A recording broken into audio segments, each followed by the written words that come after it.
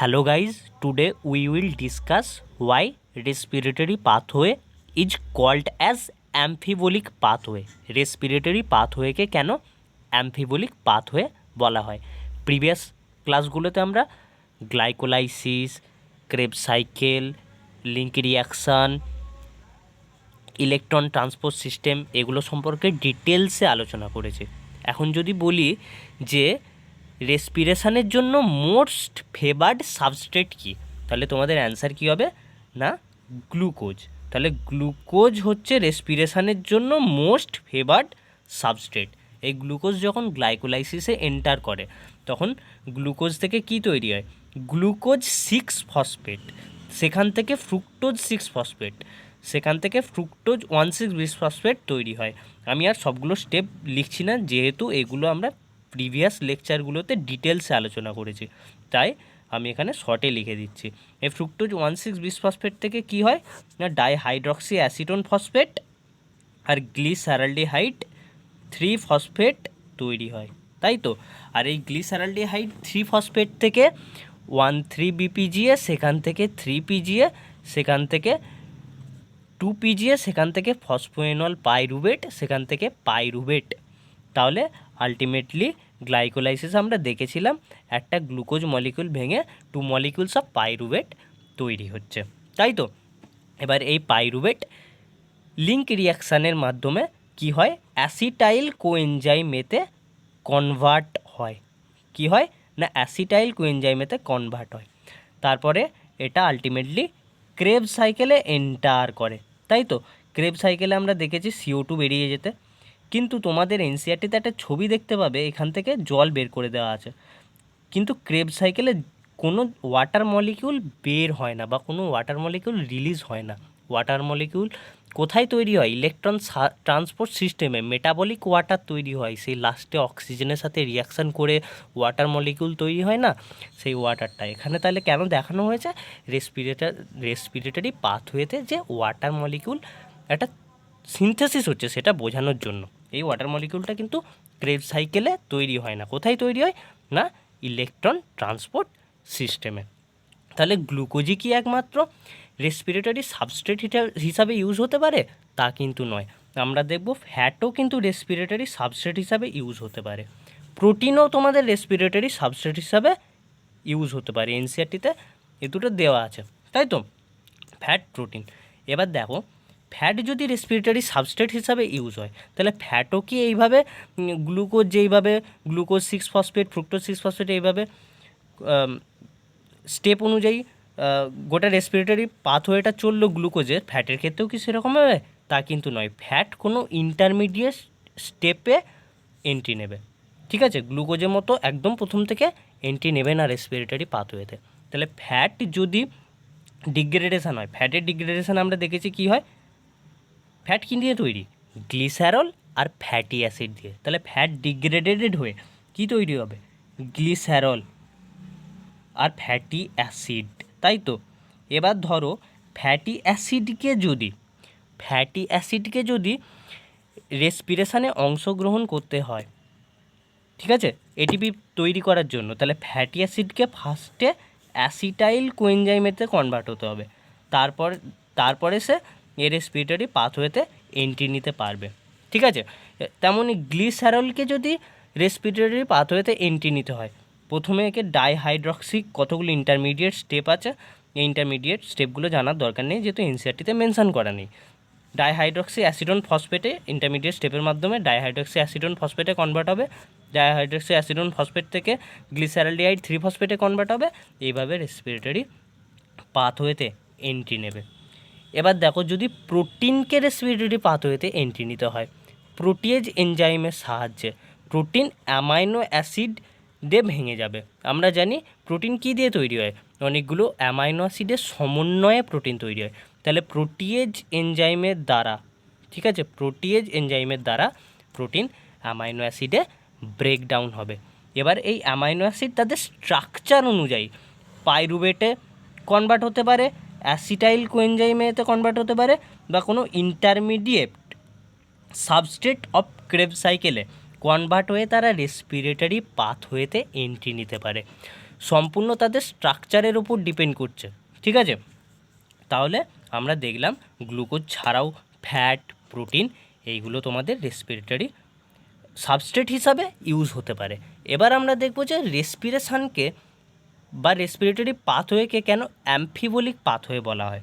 দেখো, রেসপিরেশনে কি হচ্ছে, কোনো রেসপিরেটরি সাবস্ট্রেট আছে, সেটা ব্রেকডাউন হয়ে এটিপি তৈরি হচ্ছে। দেখো, ফ্যাটের ব্রেকডাউন হলো, ব্রেকডাউন হয়ে এটিপি তৈরি হচ্ছে, গ্লুকোজেরও ব্রেকডাউন হচ্ছে, ব্রেকডাউন হয়ে আলটিমেটলি রেসপিরেটরি পাথওয়ের মাধ্যমে উদ্দেশ্যটা কি, এটিপি তৈরি করা। এবার যদি ব্রেকডাউন হয়, কোনো কিছু ব্রেকডাউন হয়, তাকে আমরা ক্যাটাবলিজম বলি। তাহলে রেসপিরেটরি পাথওয়ে কি একটা ক্যাটাবলিক পাথওয়ে, তাই তো, ক্যাটাবলিক পাথওয়ে। তাহলে এটাকে আমরা অ্যাম্ফিবোলিক পাথওয়ে কেন বলছি? অ্যাম্ফিবোলিক মানে কি, সেটা ক্যাটাবলিক পাথওয়ে আবার অ্যানাবলিক পাথওয়ে, মানে দুটোই, দুটো বৈশিষ্ট্যই তার মধ্যে আছে অ্যাম্ফিবোলিক পাথওয়ে।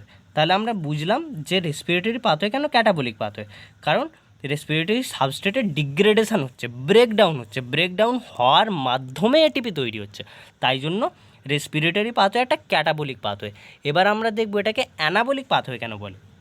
ধরো কারোর শরীরে ফ্যাটি অ্যাসিডের সিনথেসিস কম হচ্ছে বা ফ্যাটি অ্যাসিড ডেফিসিয়েন্সি হয়েছে, ফ্যাটি অ্যাসিডের অভাব ঘটেছে, তাহলে তখন কি হবে না, রেসপিরেটরি পাথওয়ে থেকে এই অ্যাসিটাইল কোএনজাইম এটাকে তুলে নেওয়া হবে, তুলে নিয়ে এই অ্যাসিটাইল কোএনজাইম এটা ফ্যাটি অ্যাসিড তৈরি করবে। তেমন ধরো কোনো একটা নির্দিষ্ট প্রোটিনের অভাব ঘটেছে, ঠিক আছে, তাহলে তেমনভাবে অ্যামাইনো অ্যাসিডটাকে তুলে নিয়ে প্রোটিন সিনথেসিস করা হবে, ঠিক আছে। তাহলে যেহেতু ইন্টারমিডিয়েট রেসপিরেটরি পাথওয়ের কোনো ইন্টারমিডিয়েট সাবস্ট্রেট থেকে সিনথেসিস হচ্ছে, ফ্যাটি অ্যাসিড বলো বা প্রোটিন বলো, যখন তোমার শরীরে দরকার পড়ছে সিনথেসিস হচ্ছে, তো তাই জন্য রেসপিরেটরি পাথওয়েটাকে অ্যানাবলিক পাথওয়ে বলে। অ্যানাবলিজম মানে কি, কোনো কিছু সিনথেসিস হওয়া। তাহলে আমরা বুঝলাম কেন এটাকে অ্যানাবলিক পাথওয়ে বলে। তাহলে রেসপিরেটরি পাথওয়ে ক্যাটাবলিক পাথওয়ে আবার অ্যানাবলিক পাথওয়ে দুটোই, তাই জন্য এইটাকে অ্যাম্ফিবোলিক পাথওয়ে বলে, তাই জন্য এটাকে অ্যাম্ফিবোলিক পাথওয়ে বলে, ঠিক আছে। এবার আমরা নেক্সট টপিক রেসপিরেটরি কোসেন্ট সম্পর্কে ডিসকাস করব। আমরা দেখেছি রেসপিরেটরি কোসেন্ট কি, সেটা আমরা ডিসকাস করব।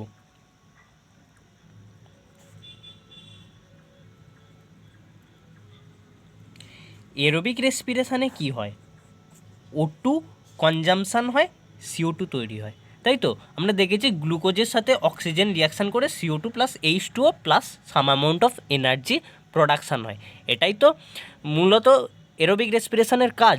তাহলে কি হচ্ছে, এটিপি এই অক্সিজেন কনজামশান হচ্ছে এরোবিক রেসপিরেশনে, আর CO2 ইভলভ হচ্ছে, তাই তো। অক্সিজেন কনজামশান হচ্ছে, CO2 ইভলভ হচ্ছে। তাহলে দেখো রেসপিরেটরি কোসেন্ট কি না, রেসপিরেটরি কোসেন্ট হচ্ছে volume of CO2 evolved divided by volume of O2 consumed. এবার এই রেসপিরেটরি কোসেন্ট সাবস্ট্রেট অনুযায়ী ডিপেন্ড করে। তোমার প্রোটিনের জন্য একরকম রেসপিরেটরি কোসেন্ট বেরোবে, গ্লুকোজের জন্য একরকম বেরোবে, আবার ফ্যাটের জন্য একরকম বেরোবে, বা ফ্যাটি অ্যাসিডের জন্য একরকম বেরোবে, ঠিক আছে। তাহলে রেসপিরেটরি কোসেন্ট কিন্তু সাবস্ট্রেট অনুযায়ী ডিফার করে, ঠিক আছে। তোমাদের এনসিইআরটিতে দুটো এক্সাম্পল দেওয়া আছে, গ্লুকোজের এক্সাম্পল দেওয়া আছে। আমরা জানি গ্লুকোজের যদি গ্লুকোজ অক্সিজেনের সাথে 6O2 6CO2 6H2O and some amount of energy কিন্তু রিলিজ হয়, তাহলে গ্লুকোজের রেসপিরেটরি কোসেন্ট কী হবে, দেখো 6 molecule of CO2 by 6 molecule of O2, তাই তো। তাহলে গ্লুকোজের রেসপিরেটরি কোসেন্ট কিন্তু 1 হলো, ঠিক আছে। আরেকটা তোমাদের এনসিইআরটিতে এক্সাম্পল দেওয়া আছে ট্রাইপামিটিন, যেটা একটা ফ্যাটি অ্যাসিড, ঠিক আছে। ট্রাইপ্যামেটিনের সংকেত কি C51H98O6, ঠিক আছে। এই রিয়াকশানটাকে ব্যালেন্স করতে হবে। 145টা O2 আছে, 145টা O2 আছে, ঠিক আছে। এখান থেকে কি হবে না 102টা CO2 তৈরি হবে, ঠিক আছে। 102টা CO2 তৈরি হবে, তার সাথে কটা 98টা দেখো H2O তৈরি হবে, and some amount of energy কিন্তু রিলিজ হবে, ঠিক আছে। তাহলে এর রেসপিরেটরি কোশেন্ট কত হবে? এর রেসপিরেটরি কোশেন্ট হবে 102/145, তাই তো, মানে 0.7। আর একটা আছে প্রোটিনের রেসপিরেটরি কোশেন্ট কত না, প্রোটিনের রেসপিরেটরি কোশেন্ট হচ্ছে 0.9। আর একটা ইম্পর্টেন্ট ইনফরমেশান তোমাদের এনসিইআরটিতে আছে, pure protein and pure fat, ঠিক আছে। Pure protein and pure fat কোনোদিনও রেসপিরেটরি সাবস্ট্রেট হিসাবে ইউজ হতে পারে না, not used as respiratory substrate. যদি ভিডিওটি ভালো লেগে থাকে, like, share and subscribe. Okay, thank you.